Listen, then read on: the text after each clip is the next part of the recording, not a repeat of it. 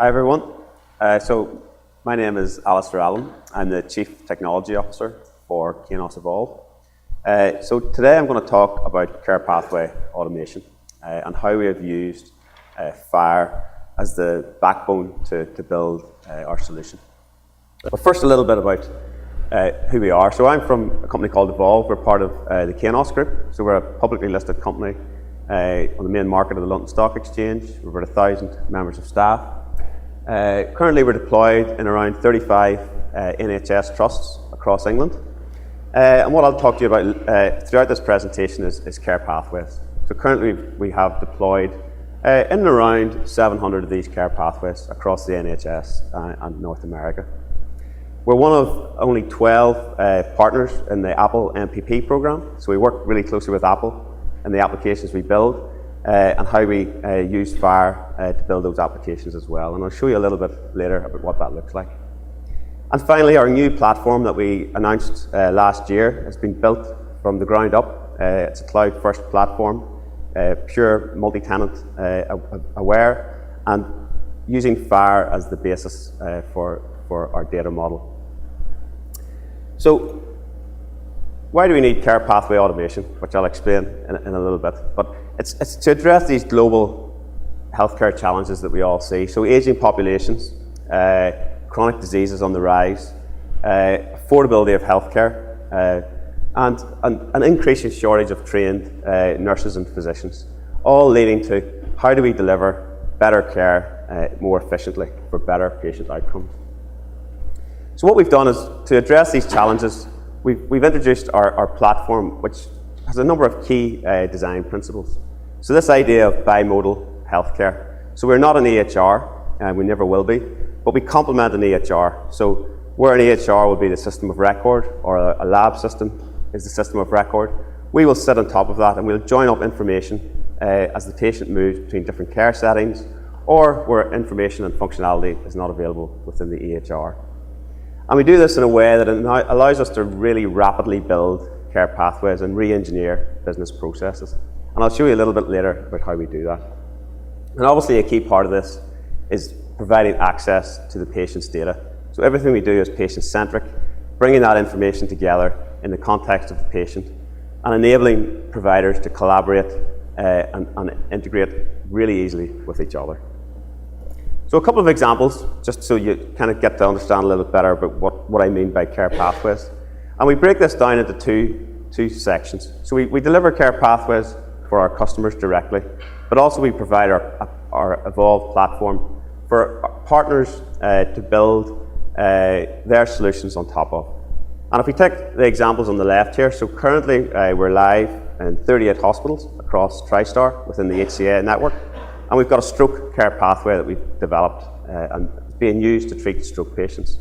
So whenever you arrive at the ED department, our application is used to document that encounter, to make sure the right people are involved at the right time and the correct information is made available to them. And then at the end of the encounter, the information is sent back into the EHR and recorded as a record. Likewise, within Driscoll Children's Hospital, we're live there as well, and we're using our application to treat premature babies in a similar way to what I've described for stroke.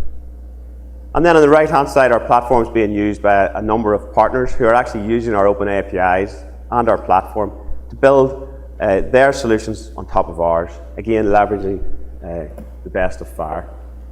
So that's a little bit of the background of what we do. So really now on to how are we using FHIR and how is FHIR helping us achieve this.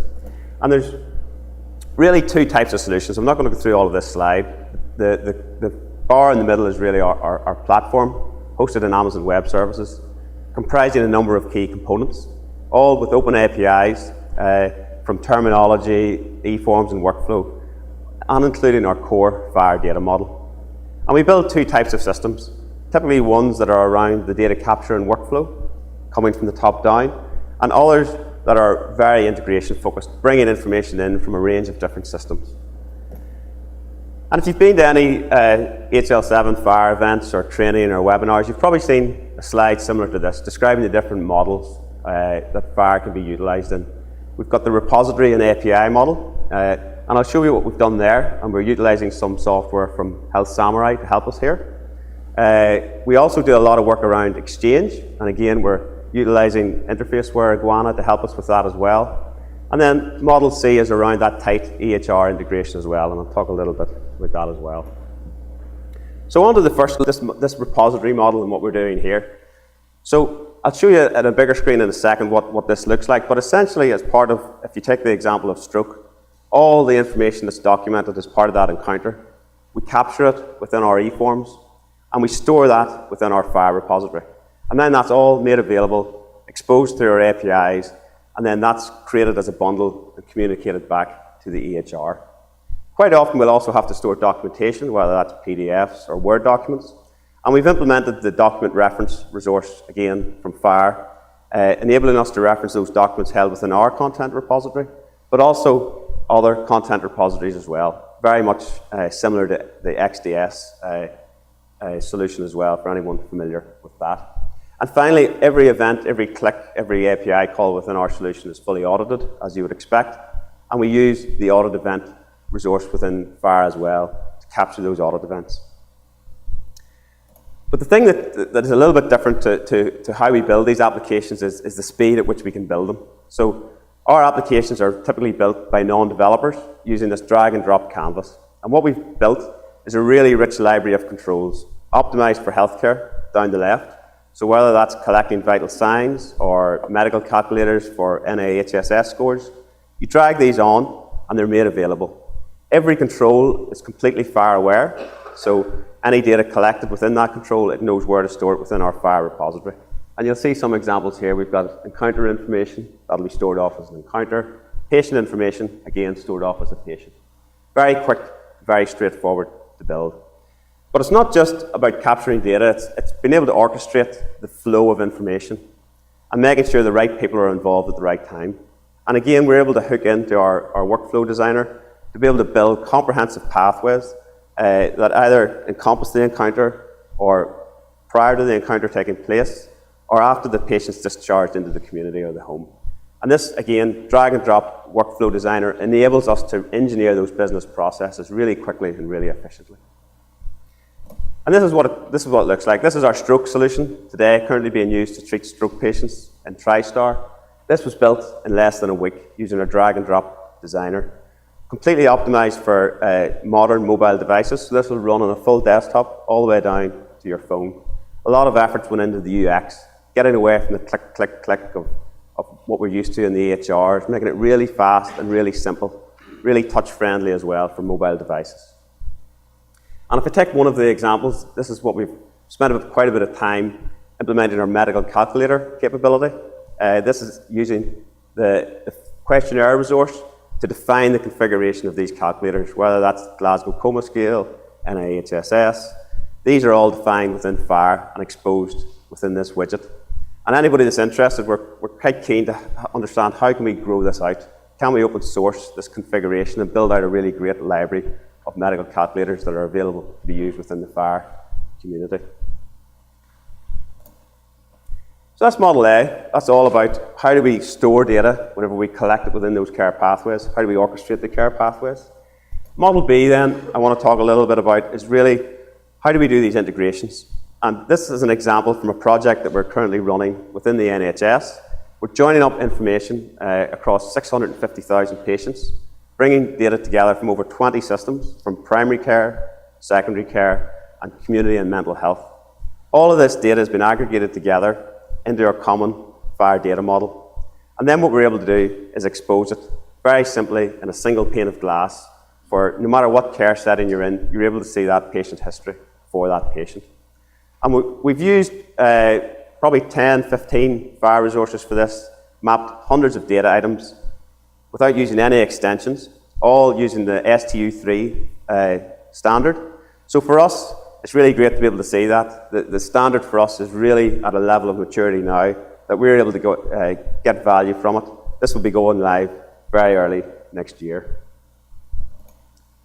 And this is what it looks like. You're able to have very simple widgets. Each one of these widgets maps directly into our FHIR repository and very easy to configure.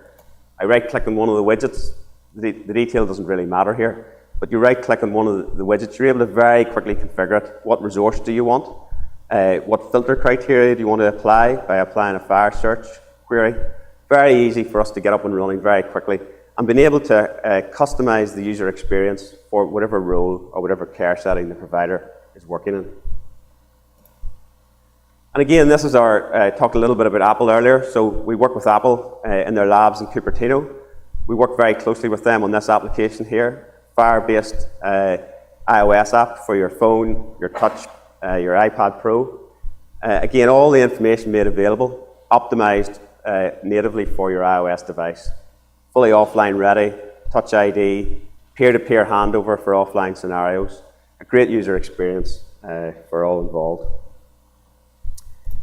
And finally then, Model C is an area that we've definitely seen less of, so it's been great to hear this week everybody talking about smart and FHIR and open APIs.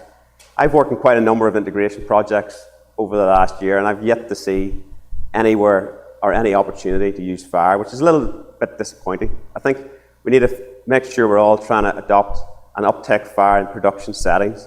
And it's okay having open standards, but for me, it's all about open data and trying to knock down the barriers, making those APIs open and accessible by default for everyone, to make it really quick and really easy. And if we all do that, this is what we'll get to, is plug and play interoperability and achieve the goals that I set out earlier, helping us to deliver better patient care much easier through technology like this. Thank you, everybody. That's all I have.